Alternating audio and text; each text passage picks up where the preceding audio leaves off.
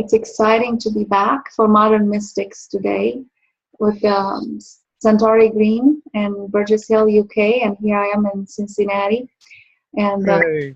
a few of our wonderful participants are not with us due to other engagements, but here we are recording our session for February, which is really special to us. And I love the theme, Centauri, that we've chosen for this session, intimacy with self and the sacred space and blessedness. And so well said in words.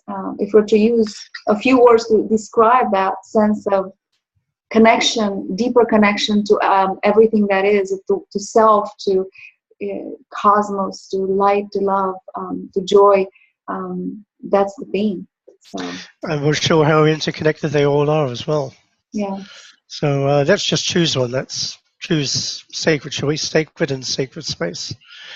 Just to say, what we understand by it, and if we have people on the call, that they'll be chipping in, of course. Mm-hmm. But whoever's listening, you just have to decide for yourself what you understand by sacred space, blessings, and intimacy, because you'll have your own ideas, which I'm sure that you want to share with us, Mm-hmm. which you can do through the forum, through the Facebook page, and it'd be interesting to find out how it works for you practically in life, rather than just we use it as a topic, to a discussion point, to talk about something which is important to us, but it's got to have a practical edge to it, I feel. So sacredness and sacred space, says Irina. What does that evoke for you? What would you say about it? I know it's interesting. We just last weekend we celebrated Valentine's Day, and this is the poem that I wrote last year for Valentine's Day, called "Are You a Good Kisser?" And I handed this to several people. That's what I do every year for Valentine's Day. I hand them this poem and put it on Facebook. And I'll just take a moment to read it, because this really sums up for me the intimacy with self through breath. To me, it happens that way when I slow down into my breath and I'm realizing who is breathing me in and who's breathing me out, and who's really in charge. And then I'm feeling more intimate with life. So if that's okay with you, I'll read that for a moment. Sure. Would you like? It's just called "Are You a Good Kisser?" And of course, it's not just for Valentine's Day to use, but it was inspired to write it last year for Valentine's Day, because I wanted to counteract this whole idea of, oh, I need someone to love me from the outside for me to be happy, which is such an old paradigm. So, and by sharing this poem and the message, it says, when each morning finds you awake and ready to take in the fragrance of yet another day in this body form, each petal of your heart rose trembles with delight, allowing the beloved, the breath of life, to pass through and gently kiss the edges of each petal within this heart rose of yours. Did you know that with each inhalation, you're being kissed from within? And then the beloved waits. So tell me now, are you a good kisser? And are you ready to exhale the magic that you have been given in each of those 20,000 breaths that you take in every day? A good kisser of life cannot count how many times over their heart melts with lava of joy, into lava of joy, with just one glimpse of the beloved. Did you say lava of joy? Yes, lava of joy. Lava of joy. Yes, the lava, the volcano, that melts you from inside. The love for the intimacy with that breath of life, with who you are really at the core of your being. Besides, apart from seeing the body and knowing you've got a mind going and turning and other things going on at the same time. So. Did you write that poem? Yeah. I think it was either last year or 2 years ago. It was for Valentine's Day. It was my gift to everyone around me, and I keep printing it every February, and I hand it out to people. And I just because it came from that space of intimacy, so it holds that vibration for me of sacredness. Well, That's a good point about vibration, because that ties in with sacredness and blessing very well. I feel that we are talking about the quality of vibration um, all the time, with these themes, and that with each theme that we explore, it is like something is touched and evoked, awakened, brought more present. So even with just a poem, that's why I asked, did you create it yourself, or was it something that you heard and then you took it for yourself? I think very often it's when you come to be creative in the sense that it originates from you, that it has a lot of power. Then you just heard something said and you like it, but it doesn't have the same power because you're not the source of it. So I think when you're the source of something, you hold the power of it all the time. It resonates in you all the time. So when you talk about intimacy, um, I believe that it's got to be you discovering yourself, you talking about yourself. The poem is like referring to you as well as the person who is unfolding, who is being the lava of joy, who is being the great kisser, who is being kissed by the 20,000 kisses from your heart each day. That you experience that, and that you allow yourself the awareness to know that that is a real experience, that it is happening, and that you're, sufficiently aware to them to be able to talk with authority, such as other call with this, so that other people feel that they are moved by the power with which you speak, that they're engaged by you. So there is something about vibration here, which I think is very important to highlight at the moment. So in your home, would you say then that all around you there is sacred space? I I think that we created in everywhere we go. So I used to think years ago that I had to, and there's still that element of I go somewhere and set up the space, and feel it with joy and love and whatever vibration I like to. But then there's also the feeling that when I walk in a place, I hold that vibration of sacredness, so therefore it's present. So it's not so much that I have to worry about, how do I make it? I have friends, or I had friends in the past who would say, well, they go in a room and they draw symbols for Reiki and they make it a certain way, and it feels right, and that's wonderful. But then I realized that we contain all the symbols. We are a template of myriads of cosmic symbols moving at a speed of light here. And so we're walking in a space, I know it sounds very poetic. Hello, we have someone. Hello. Hi, Shaheen. Hi. Hi, Serena. Sorry I'm late. It's good to hear your voice. How are you? Welcome How are to you the call. doing? Hi. How are you? We've only been going 10 minutes, Shaheen. We're just talking about sacredness, sacred space. What does it feel like? How do you hold it? What do you think about it? Is it something that you need to do whenever you go into a new place, such as like a hotel room? Do you have to do Reiki symbols? Yeah. So we're just talking really about it being a vibration that you emanate, and that if you look at it that way, that everywhere that you go is a sacred place. It's only just really more thought about it, but it's really the feeling, the power with which you demonstrate yourself on the physical plane to really show that it's not just a word; it has an energy behind the word. So, what does sacredness mean to you? Are you asking me? Yes. Yeah. To me, it seems like it's a connection to what is really pure, and of course full of light, in the sense whatever the light stands for and symbolizes. And it's about it's that connection with everything. Yes. All that is. So would you say then that you are sacred, using those terms? Yes, and everyone else too, and everything else in its essence. Or yeah.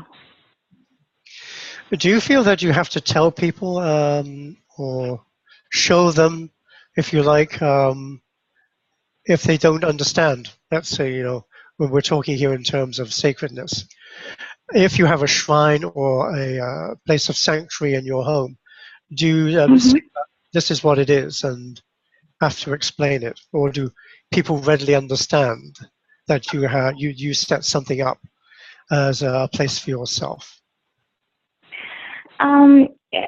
When I'm really in that place, I think it would. There is no need to say anything. Just being in that space and connection is enough.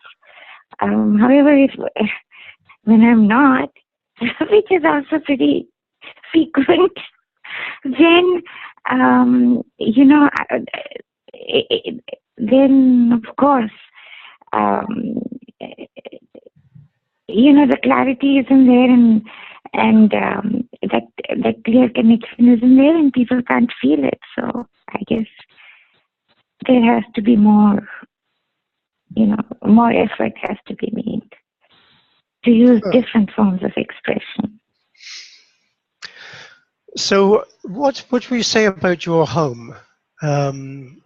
Is it a place where everybody just does what they want to do?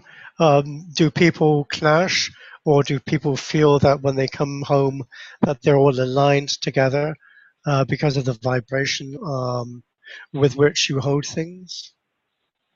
When I'm not, everyone loves to be home, and that's why the kids are also here more. But when there are moments of very high tension, and that is when I don't feel the connection, when I feel that someone is not being true, and I'm asking questions, and and then I know that things are being covered up, and so it makes me feel not aligned. But then it must be something in my energy which is creating that reaction. And so that really upsets the whole house and the kids. So what would you say would be the ideal environment for to have everyone in alignment and true to everything, not making up false explanations, or I use the word false here because I don't know what else to call it. Right. Okay. Let's just line up together. Let's just do something which might have practical benefit. Mm-hmm. So we'll line up together on this call, and whoever hears the recordings later, they can join us in this exercise as well. That you feel aligned within yourself, or this, all the levels of yourself. However you view yourself, whatever you think about yourself. But that you sort of like expand it, and you know that you are connected to all of life. So you're connected through the fabric of consciousness, through the energetics, and maybe there's shared wisdoms and understandings, which also form part of the framework in which we all live and operate.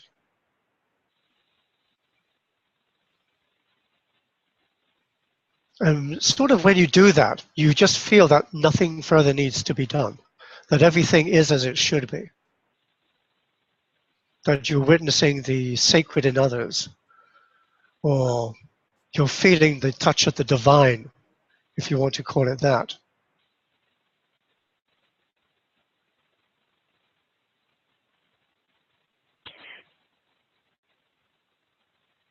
You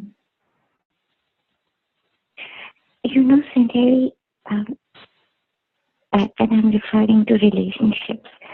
It's been very challenging for me to really not go back to the past in terms of doubt and suspicion, and that's what is not making me be in that sacred space. Well, when we're in this place of alignment together, I would say that we step away from time and space, because time and space, the thoughts about time and space tend to confine and tend to somehow change the way in which you perceive yourself and others in relationship to each other. So if you put time and space as ways that we use to talk to each other about the past, about the future, about the present,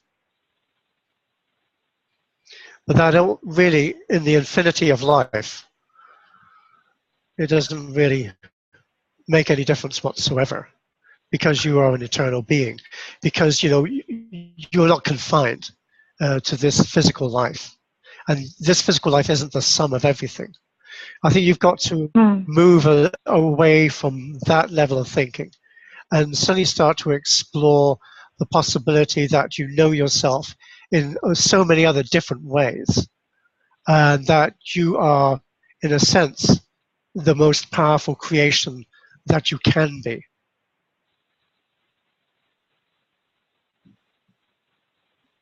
But you've almost like got to claim that is a true thing.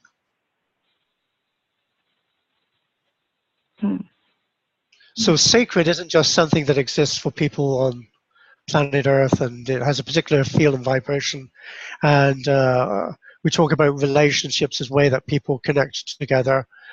They're actually quite small terms to talk about something which is immensely vast, which doesn't require that type of language. Because when you feel connected to life, then you're not thinking about being connected to life. You are life.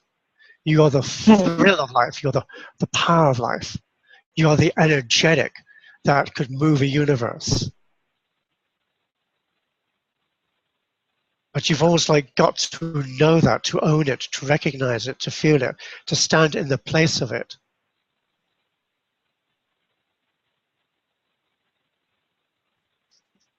Let's just say for a moment that you are a divine presence, and that you're being in your home, in your house with your family, is a way of demonstrating the divine to them.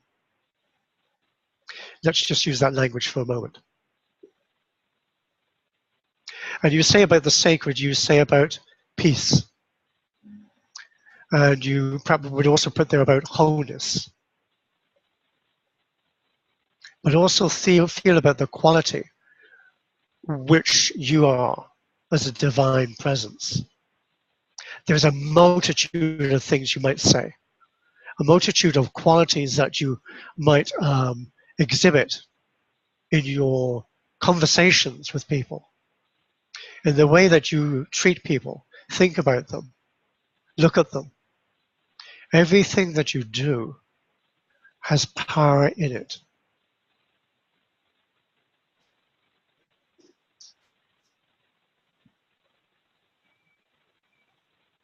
So in a sense, the past goes poof, it's wiped clean, because you stand in the place of being an eternal divine presence.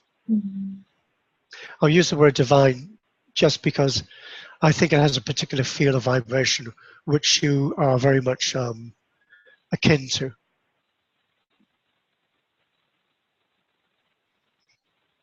So how does that feel? What do you say about that?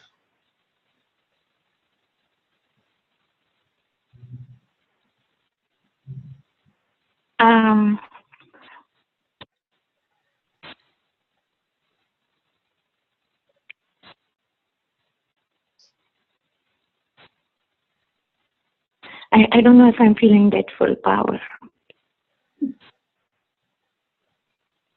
That's okay. But at least you know what I'm talking about. Hmm.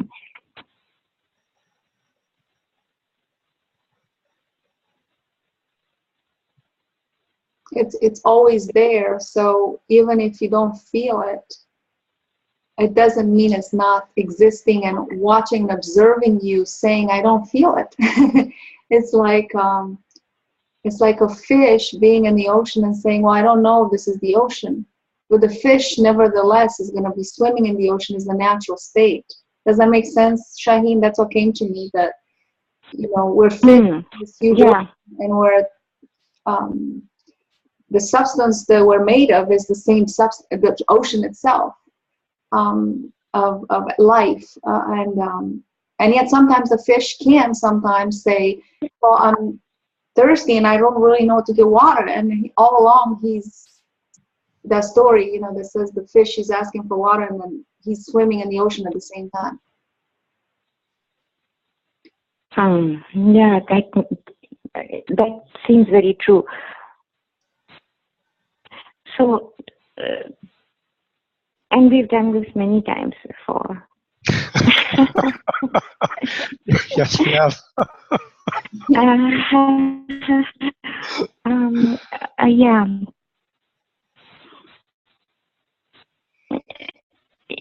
So the trick is to know. I mean, to really be aware that it's all around. It's that sacred space is all around, in which one has the power, but yet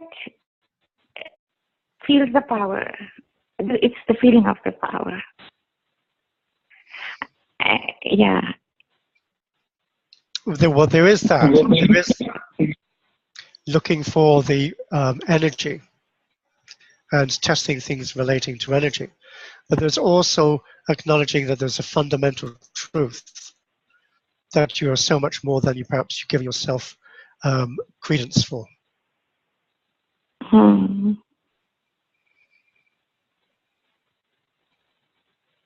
other words, perhaps there's a little bit more growth, about wondering and asking questions and trying things out and looking to see what works for you and what doesn't work for you, until you come to a place where you decide, what the heck with all this? I'm just going to be the power. I'm going to be the light. I'm going to be this fierce, passionate woman, who's just going to bowl people and have people love her in that intimate relationship that perhaps you give to others.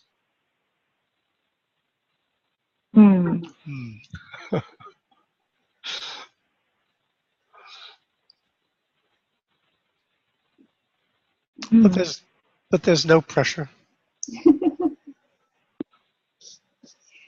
And yet there are so many times when I say things that cause explosion. And it's very disturbing. And I'm not using my power at those times. Well, I know we've had other conversations about this previously, and I say that you can exhibit your power, express it in so many different ways. You don't have to say anything. You just be it. Not that you have to hold people in a particular place. You're just being a powerful woman, in whatever that means to you. Secondly, when you use your language, it can come out as just pure lyrical poetry. So Serena wrote a poem, and she read it at the beginning of the call, and it was just it's so very moving and touching and beautiful. But I think that if there's something that you write, it would come across differently, because you would use a different language. I've heard you speak in your own language, and it's quite a powerful experience. The way that you use the tonality of the language, the way that you almost like without thinking come out with words that have a powerful effect upon the people who listen. I mean, that's another way in which you can see that you have influence, that you have a quite a powerful effect on other people. But unless you sort of like know that and people feed it back to you and you realize it in yourself, then you don't believe it's there. We're saying to you that something is there all the time and you're being an amazing woman all the time. And you know, this is what it looks like from our perspective. But what it comes to you is you've got to own that there's something in you which is amazing. And you've got to just allow that its full reign and have fun with it.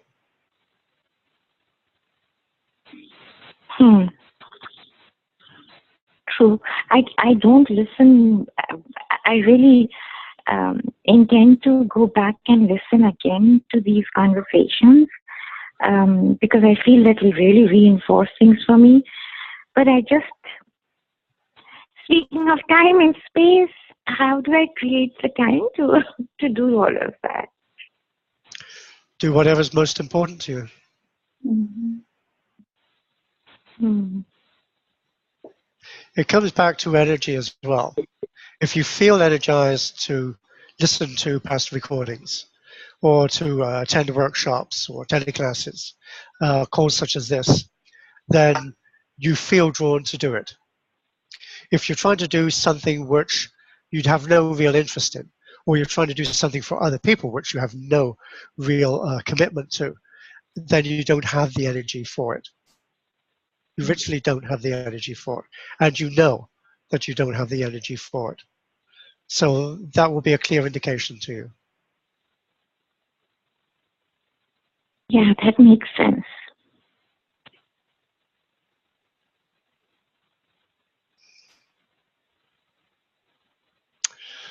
So do you think we've done sacred and sacredness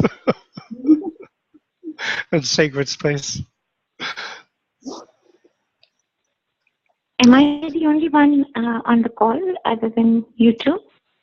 Yes, it is just the intimate three of us. Today it's wonderful. three of us because the other couple or three of them are engaged in other activities, but they will get the video later. So what we did is we chose three themes for today. One was on sacred and sacred space.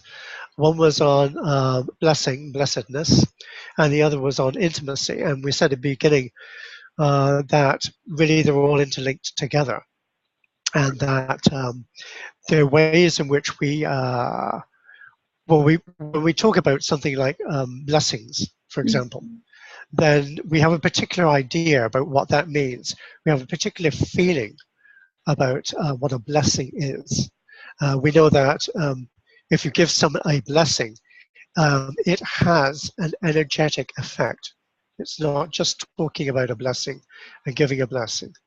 It actually has a noticeable and measurable effect. So there was several books, in fact, written by Dr. Masaru Emoto, in which he describes how human consciousness actually affects the structure of water. And he showed him through illustrations that if you prayed or blessed water with a particular intent, say for example, you want you had thoughts about peace, about world peace, it would shape the crystal, the water crystal. And if you had thoughts about abundance, that would give another shape. And if you had thoughts about joy and happiness, then that would produce different shaped crystals again. So it's about I think, playing around here a little bit with blessings, because how often do you bless things? Or how often do you think things should be blessed? Open question to Cesarina or to Shahina.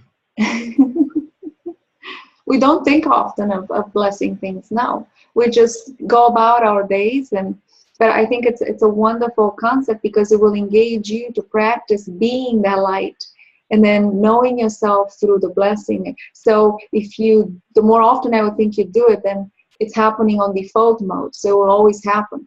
So everywhere you go and everything you touch and say will be a blessing if you start being very precise that you're and feeling that you're doing that. I mean, that's my take on that topic that you mentioned, it, Santari. I like it. I like that there is when you intend, there's a precise, like a beam of that intention, of the energy, whoosh, it goes right straight to what it needs to be. It creates something new, or it just enhances something. Not that it has to create, it enhances a process or a situation. It helps speed up something. It moves it forward. So it boosts, and so I like that. I like that. I think it also echoes what you were talking about with the Reiki symbols as well. You know, when you're almost like doing a blessing with a Reiki symbol. I remember quite a few years back, I heard I was told a blessing, and I repeated the blessing to a group of people who came to this healing center that I was working at. And I repeated the blessing at mealtime. And then, because this is a German group, the German interpreter, she said it in German. But boy, the way that she said it, it just went bam in my heart, because it had real power behind it. It wasn't that she was intending to do it in that way, but that is the connection and what people, I think, bring to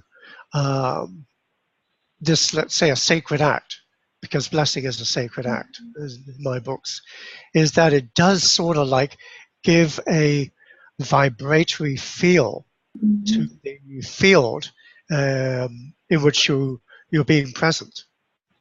And I've also had the experience, I think I might have told you before, when someone talked to me on the phone and they sent love down the phone.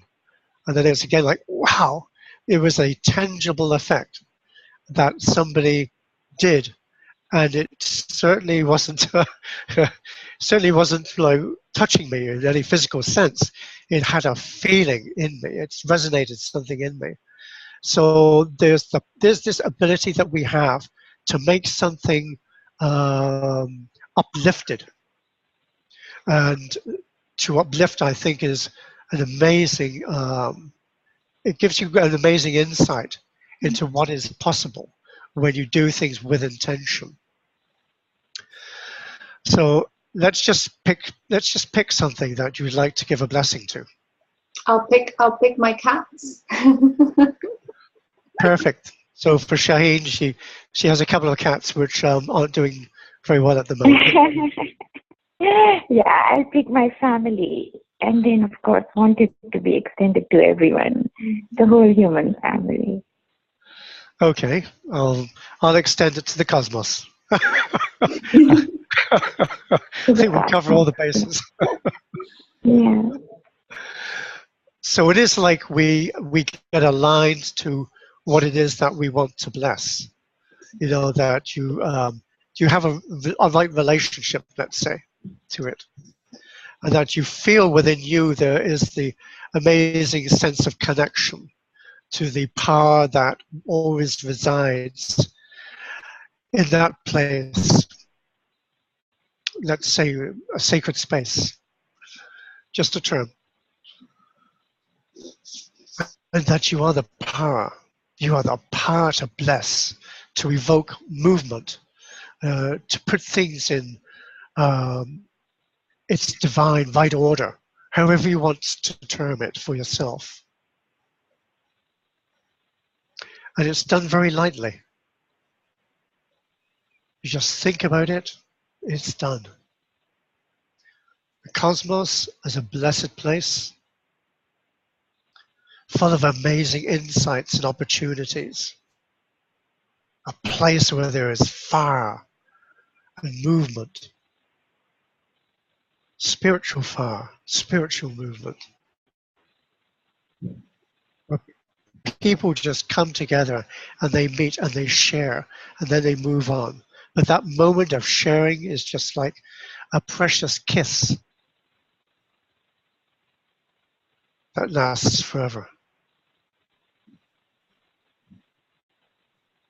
So I'm going back to use Cesarina's term about using the kiss of the heart. Kiss the heart of the cosmos. That's beautiful, yeah. That feels so, yeah, we've been speaking of flashes, right, with Solera. It feels like a real flash into that joyful, into creating joyful reality, yeah. So I know that there's a lot of power on this, in this circle, and so specifically, you know, I'm thinking of different things that really are calling my attention, like my niece's baby, who's in the hospital. Oh, well, he's back home now, but at 3-year-old, they diagnosed him with type 1 diabetes, you know, and it fills my heart so much when he has to be pricked before every meal, given insulin after every meal, and I don't understand what's going on. You know, and I've been praying and asking for help, and of course blessing him too. And I always end up smiling because I know that there's a blessing in all of that too. But yet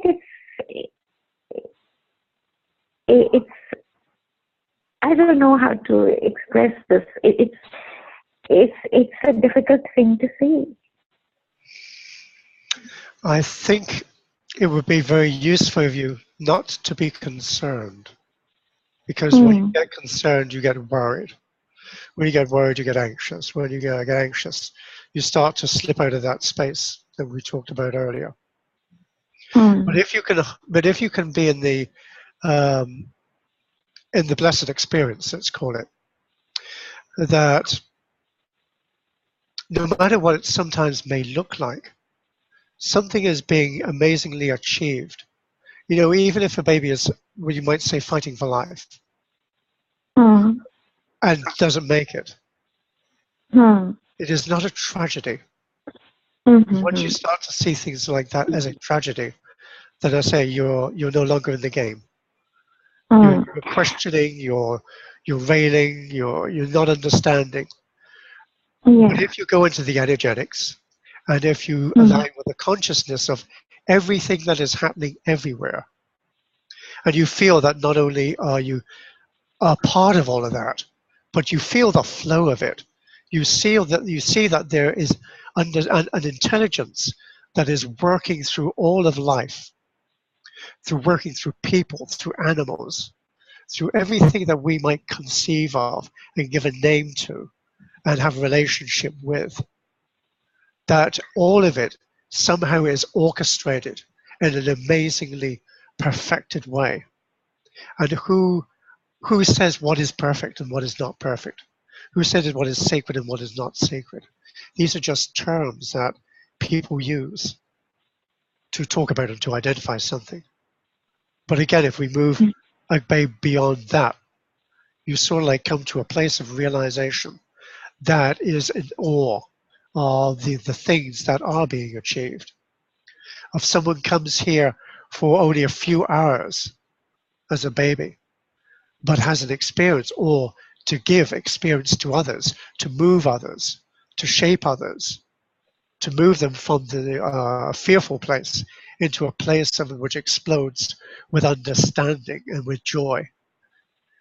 these are all possibilities which are presented to us all the time, and we pick and we choose. And we decide, well, are we going to wonder and be afraid, fearful of the unknown?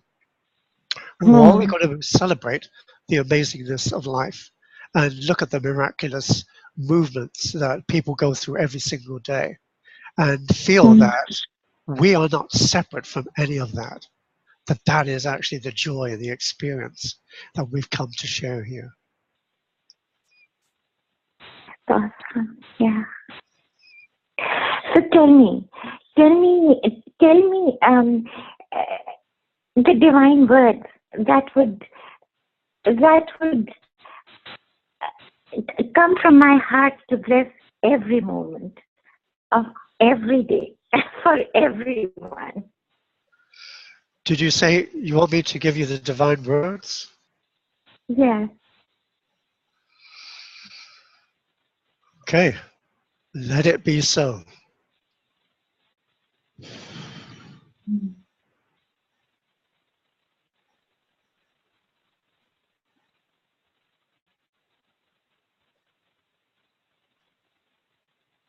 Everything that you have for others, bow, given in just one flash moment. You never have to worry about, did I fulfill my life's purpose? I came and I was brilliant.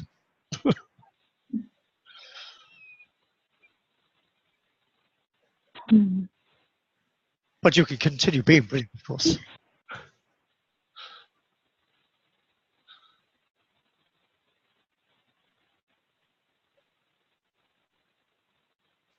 So how does that sit with you? Yeah, I feel the flashes, the very flashes of the blessing.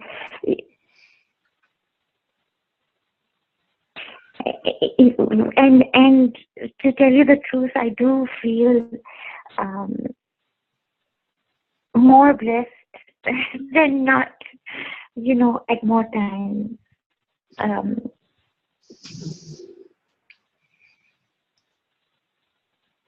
Well, let's just join together, Cesarina and I, to send you a special blessing. And we want you to say what it feels like, what you experience. So Cesarina and I will just line up together.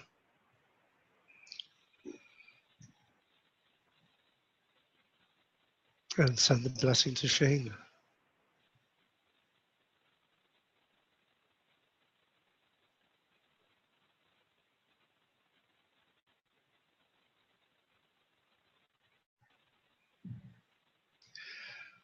So Shaheen, what did you experience? So my attention went to my heart and my third eye, and light just streaming out to touch everything inside and beyond, and everyone.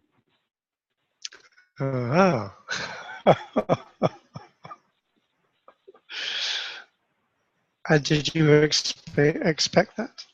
Did you think that would happen? No.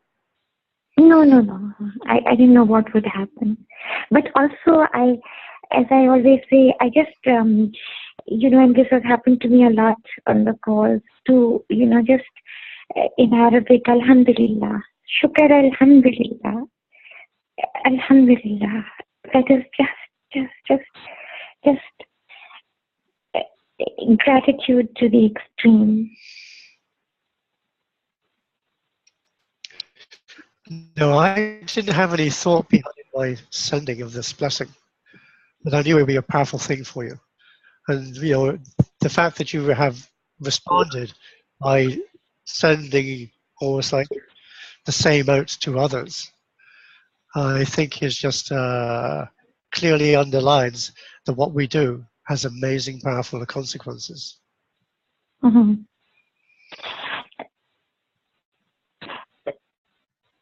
So, so can I ask for more a special blessing?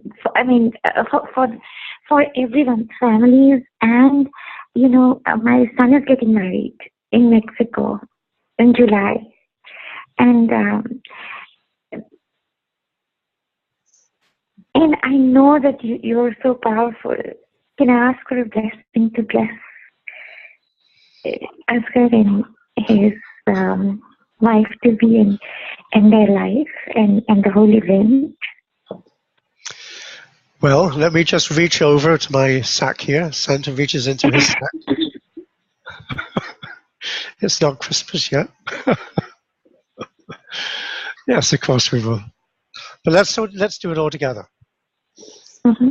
So I think and for everyone, for all young, people who are everyone, who's really joining together.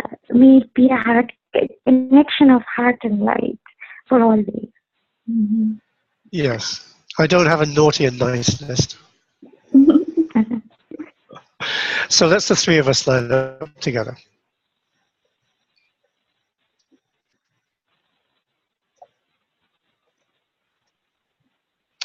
And using the words that I said a few months ago, let it be so.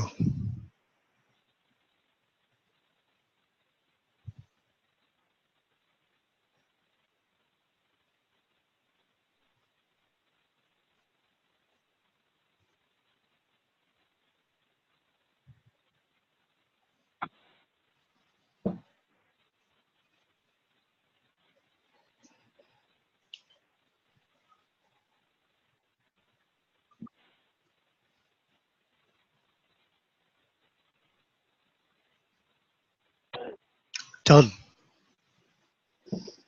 Really feels like it's done. Alhamdulillah. Thank you so much. Yeah. Well, let's hear from Cesarina what she experienced with her cats. I experienced opening this book at the right page, which is 178, and I needed to read one quote, if that's okay. Well, first I'll say with the cats, I just imagined, or I just felt our cosmic presence just holding everything, holding the preciousness of whatever's showing up, the cats, the whatever situation that might feel that is abnormal or strange or unusual, and just holding it in that perfect state of existence. So, but then I opened this while Shaheen was talking, and my eyes fell on this little quote. It's like 5 sentences, and it's part of the making a magic, Santari. And when a voice filled the air and it said, "When you hold the form true, it becomes charged with the pulse of your own enchantment and shows what you desire. You grow from doing that. The right sounds, the right patterns, the right pictures, all that you see is evolved from the vastness of your caring. Life flourishes because you care." And so for me, when I read that, it went practically right into what we're speaking of. When you hold the form true, for me, so when you hold your essence as being your form. So your form is not only the story of being a physical being here on the earth plane, but your form is the essence of everything. So when you are true to that, which is eternally immense, incredible, amazing, infinite, everything you can ever fathom is there in this essence. The mystery of it, of life itself, springs from it. The divine, like you said, everything, whatever we want to call it. The nectar, the sweetness of this love, and this blessedness, this intimacy, this sacredness, everything is there. And because you hold it, you hold on to it, that's your truth. In every moment, in every breath, you keep remembering that this is it. There's nothing else. This is really my truth. It says that becomes charged even more with the enchantment, with the pulse of what's possible next. So that's, anyway, and then it commands life itself to flourish from that love, because your attention is love, you see. So when we, like you said, Santari, so let it be, so it is. So when we say that, what do? We just allow it to go, to remember itself. So it remembers itself, and that's it. And you know, yeah, human mind can come in and say, well, how could it be this simple? I have to maybe do 10 somersaults or stand up, I don't know, upside down, and maybe suffer for a month, or, you know, maybe I need to go through purification, and maybe not. Maybe it is so. So. Absurdly simple. The return to simplicity is this, it can rewire your brain. So, Shaheen, do you have anything you want to add? I just felt, you know, as you and Cesarina spoke, Santeri, you know, the light just intensified and just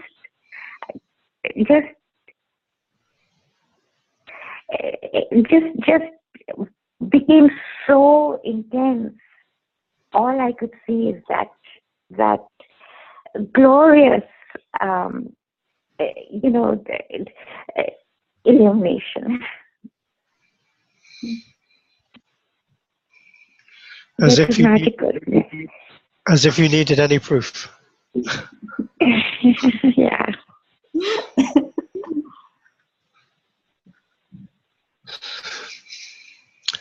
So, do you have any music, Cesarina, that we might? Yes, I do have a beautiful song that was I've used quite a lot when I lived in Africa in my relaxation yoga sessions, and it's actually composed and written by a friend, Nicole, years ago, and it's called actually Sacred Space. So I thought of maybe playing a little bit of it just for today because of the beauty of it, and just maybe take a moment for all of us to source that sacred space for what is unfolding. Here we go.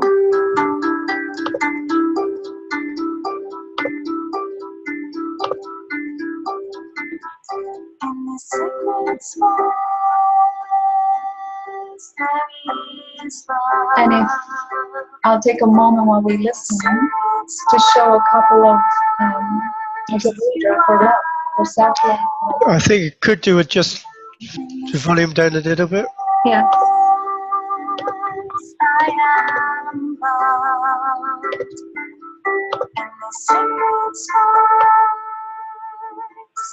There you go.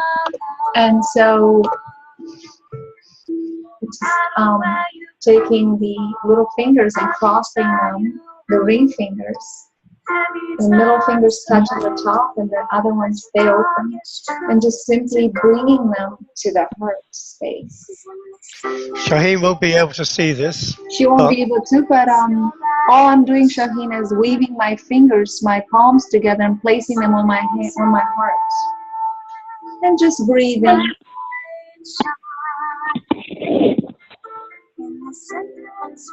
And feeling that sacred space.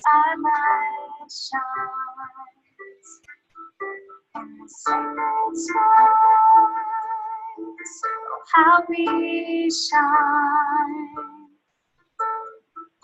Unafraid we stand here, mission to be free, perfectly imperfect, light and loving. 'Cause in this sacred space you create, in the sacred space I create, in the sacred space we create, in the sacred space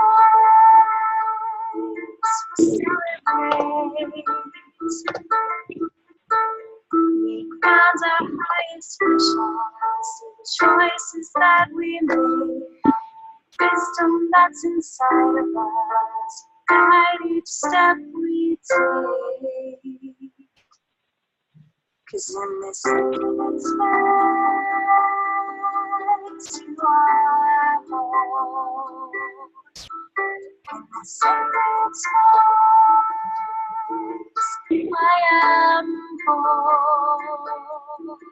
In this sacred space, we are home. In this sacred space, spirit calls.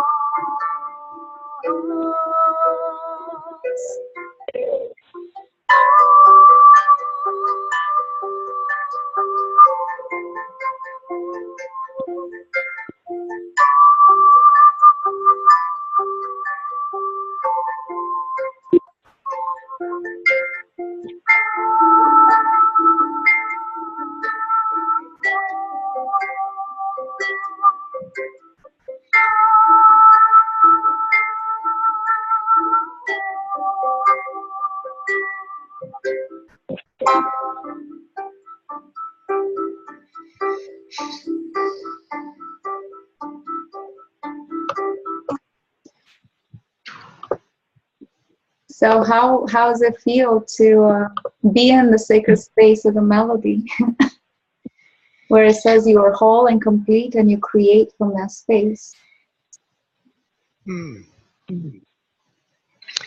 Well, I was thinking that we could probably close with a blessing. Yeah, it would be great.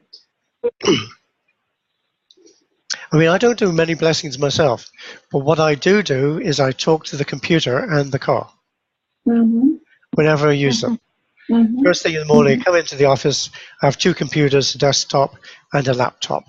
They both have names, so I give them their names, and then I may talk to some of the dragon figurines that I have, and you probably see them in the background as well. They have names as well. So the act of naming something is actually quite an important piece too, because it also evokes relationship. And I think that it sort of like helps you to remember, if you need reminding all the time, that there are things around you which you really value. And they may not be living beings who will reply to you and give you a conversation, but it's like you have a relationship that you feel is something that you give something to that relationship and that it's reciprocated. And if you have built your life that way, that your life is built up of all these different types of relationships with all the everyday things in your life, with the food that you eat, with the water that you drink, whatever it is imbued with this kiss of life, so that it all is valued, it all has meaning, it all has its place. That gives you a greater field of energy, that you are actually moving in all of this in a very powerful way, rather than you just eating food and drinking water and you go onto the computer, almost as if that's something mundane. And what we're saying here is you can make it so much more richer. You can put something more into your day-to-day living, which has the essence, which has that feeling which you perhaps are looking for from other people, but don't often feel that there is that reciprocation. But if you are the originator of it and you're sending it out, then it is going to come back to you in a beautiful way, of course. So let's do that. Let's send in a blessing again. To all the people who hear this video, to the whole of the world, to all of life in all its forms, to everything that we can conceive of, things visible as well as invisible.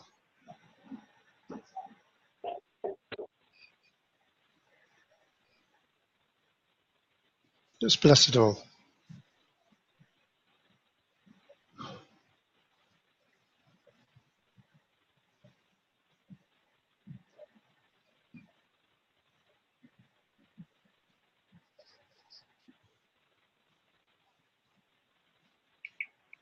So how does that make you feel? Well, how does that have you feel after doing it?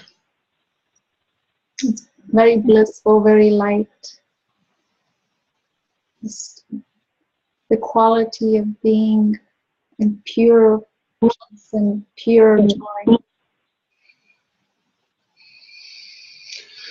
And what about for you, Shaheen?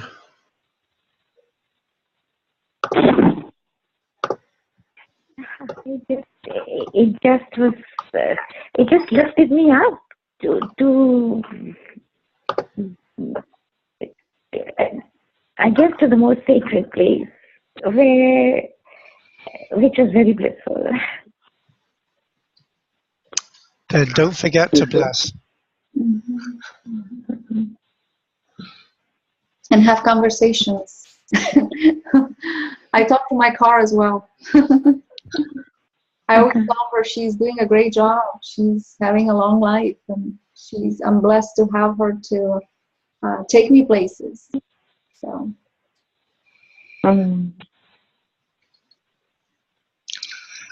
We have a 20-year-old car which is still going strong. Mm-hmm. It's wonderful, the miracles that happen when you appreciate something or appreciate things and people, and just you're right, it enhances the relationship, and it helps everything. It makes it all a celebration. So maybe this is a good place to stop. Yes, we want to celebrate everyone who, all our wonderful modern mystics friends, the ones who have been with us in every call so far, and the ones who couldn't be here today because of life beckoning in other ways. It's okay. We are here with ourselves, and our love is felt. Thank you, Shaheen, for showing up as well. Everyone who's going to watch the February session will, I'm sure, be delighted to feel that deeper love today. I felt it. It was quality of stillness and depth today that was very special. So thank you for co-creating that with me, Shaheen and Santari, and everyone else listening later and watching. Thank you so much. Lots and lots of love. Thank you. See you on the next call. Next call, Saturday, March 5th, and I believe the theme is power and authority. So we go from love to power. That would be really, really great jump, right? Maybe they're one and the same. Yes, maybe they're the one and the same. I agree. Until then. Until then, thank you. Thank Bye you. for now.